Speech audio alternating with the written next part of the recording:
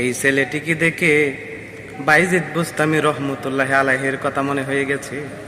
ছোট্ট ছেলে বাইজিদ, কনকনে শীতের রাত্র বাইজিদের মা বলতাছে, বাবা আমাকে একটু পানি দাও, আমার খুব পানির তৃষ্ণা পাইছে। কনকনে শীতের রাত্র, ঘরে পানি নাই। ছোট্ট ছেলে বাইজিদ চলে গেল অন্যত্র পানির জন্য। পানি নিয়ে এসে দেখে দুঃখিনী মা ঘুমায়া পড়ছে। বাইজিদ পানির গ্লাস হাতে নিয়া